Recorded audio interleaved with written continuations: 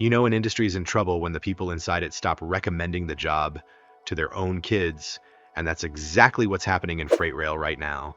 Because behind the image of giant locomotives and billion-dollar cargo networks is a workforce so burned out, understaffed, and constantly on call that experienced railroaders with 20 or 30 years in the industry are walking away from careers that used to be considered untouchable. And the scary part is most people outside the industry still think these are stable old school jobs, when in reality, a lot of workers say the system has become almost impossible to live with. What makes this story so strange is that the rail industry is not collapsing financially, because this isn't some dying business running out of money or freight to move. It's actually one of the most profitable transportation systems in America, moving everything from chemicals and fuel to food and automobiles across more than 140,000 miles of track, while companies like Union Pacific, BNSF, CSX, and Norfolk Southern continue reporting massive revenues and rewarding shareholders with billions in buybacks and dividends. Yet, at the exact same time, the people operating these systems say morale has completely cratered. That contradiction is what turned this from a labor issue into something much bigger, because when an industry can't keep workers despite high pay, signing bonuses, and constant hiring campaigns, it usually means the problem is no longer about money alone. It's about the actual structure of the job itself and whether people still believe the lifestyle is worth it. And honestly, a lot of this traces back to one idea that Wall Street absolutely loved because it made railroads look leaner and more efficient on paper, something called precision scheduled railroading, or PSR, a model aggressively pushed by railroad executive Hunter Harrison after years in the industry, where trains were supposed to move on tighter schedules with fewer delays, fewer idle rail cars, fewer locomotives, and fewer employees. And for investors, it looked brilliant because operating ratios improved, profits climbed, and railroads suddenly became machines built around efficiency metrics instead of redundancy. But the problem with systems designed around maximum efficiency is that they leave almost no room for human reality.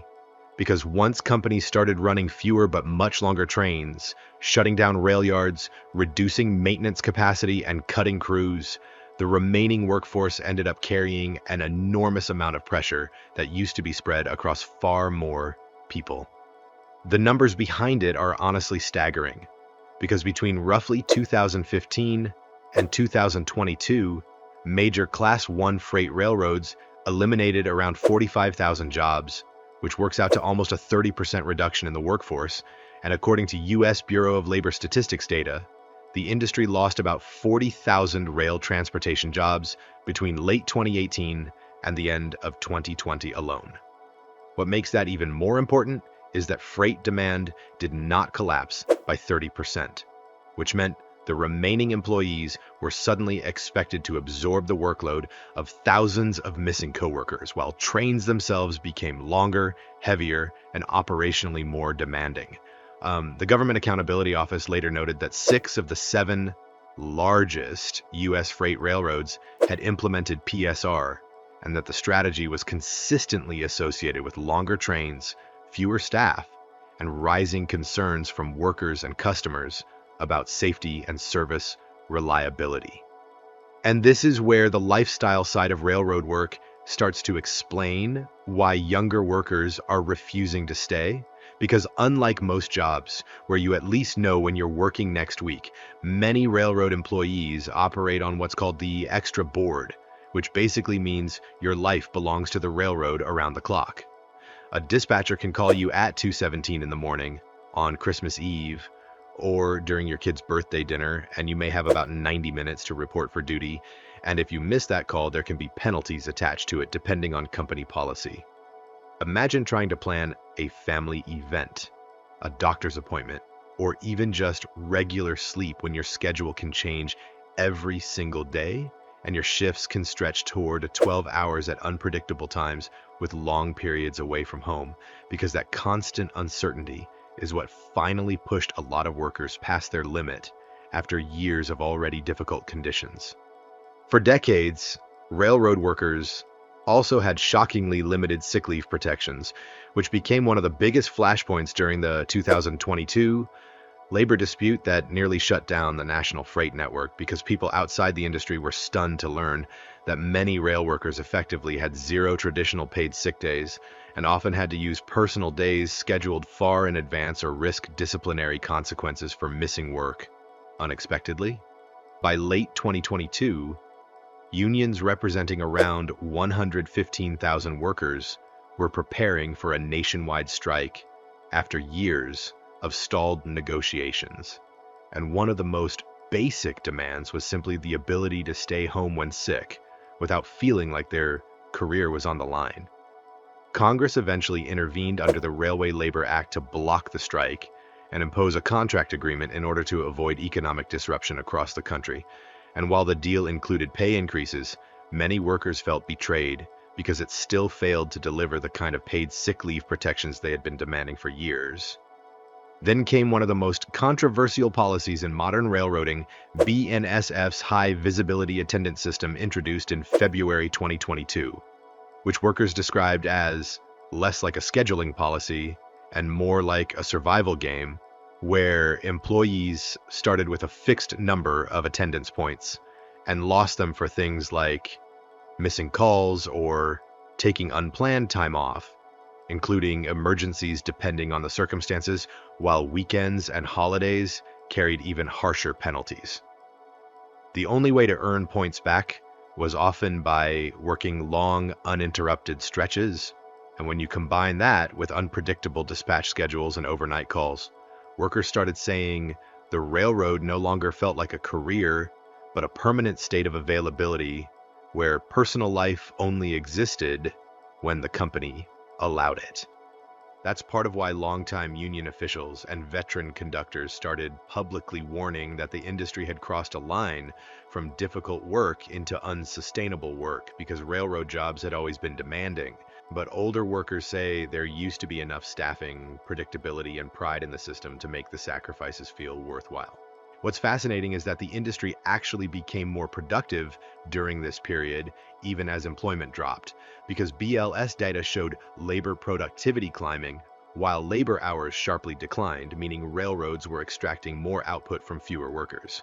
From a shareholder perspective, that looked efficient, but from a human perspective, it meant fatigue, constant pressure, and workers feeling like every year another layer of slack disappeared from the system. Even mechanical departments were hit hard, with reports showing shopcraft employment dropping roughly 41% between 2015 and 2022, including huge cuts to locomotive and railcar repair staff responsible for maintaining the equipment moving across the network every day. And when experienced workers disappear from maintenance operations, dispatching centers, and train crews, the industry loses something impossible to replace quickly because railroad knowledge is heavily experience-based, built from years of handling weather issues, equipment failures, difficult routes, and split-second operational decisions that are hard to teach in a classroom. That's why regulators and lawmakers eventually started raising alarms about staffing levels and service reliability, because by 2022, the Surface Transportation Board was holding hearings over major service disruptions, delayed shipments, and crew shortages that were affecting industries across the country. Senator Tammy Baldwin even warned that staffing reductions tied to precision scheduled railroading had left the system brittle and vulnerable. After Class 1, railroads reduced staffing by nearly 30% between 2011 and 2021, while freight volumes fell only marginally. At the same time, railroad employees themselves were increasingly saying morale was the worst they had ever seen. And you can actually find discussions from workers online describing coworkers quitting in waves, warning new hires away from the industry, and openly admitting they no longer believed conditions would improve. The hiring problem today is not that railroads can't attract anybody initially, because the salaries still catch attention and many positions advertise strong earning potential. It's that retention has become incredibly difficult once recruits experience the lifestyle firsthand. Conductors can take months to train, locomotive engineers can take years to fully develop, and companies are now stuck in a cycle where experienced workers retire or quit faster than replacements can realistically gain enough knowledge to operate at the same level. Some estimates inside the industry suggest that for every 5 older railroaders leaving, only about 2 younger workers are entering and staying long enough to build long-term careers. And even when railroads offer hiring incentives, the constant on-call structure, missed holidays, fatigue, and lack of schedule control push many people right back out the door. And honestly, that may be the biggest long-term risk here, because railroads are not just another business where burnout only affects quarterly profits. These are massive industrial systems transporting hazardous materials, fuel, chemicals, agricultural products, and consumer goods through thousands of communities every single day, which means workforce exhaustion and collapsing morale eventually become safety issues, whether companies want to admit it or not.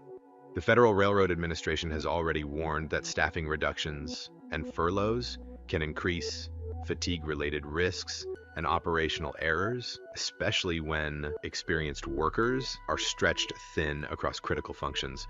Meanwhile, railroads continue trying to optimize networks designed for maximum efficiency, but efficiency without resilience eventually creates fragility. And that's exactly what a growing number of workers say they're seeing from inside the system. There have been some small improvements under public pressure, including limited paid sick leave agreements at certain railroads beginning in 2023. But many workers argue those changes still don't address the deeper issue, which is that the industry fundamentally redesigned itself around squeezing more output from fewer people for years at a time. And once you build a workforce culture around constant availability and relentless cost-cutting, rebuilding trust becomes a lot harder than simply offering another hiring bonus. Because at the end of the day, most people can handle hard work if they believe the trade-off is fair. But what's breaking this industry right now is the growing number of workers who no longer believe the sacrifices match the life they're getting in return. And maybe that's the strangest part of this entire story, because trains still look the same to everyone standing at a crossing, waiting for them to pass, steady and routine and almost invisible in daily life. Yet behind that moment is an industry dealing with a 30% workforce reduction, shrinking morale, constant hiring shortages, 12-hour unpredictable shifts, decades of tension over sick leave, and employees openly questioning whether the railroad lifestyle still has a future for younger generations.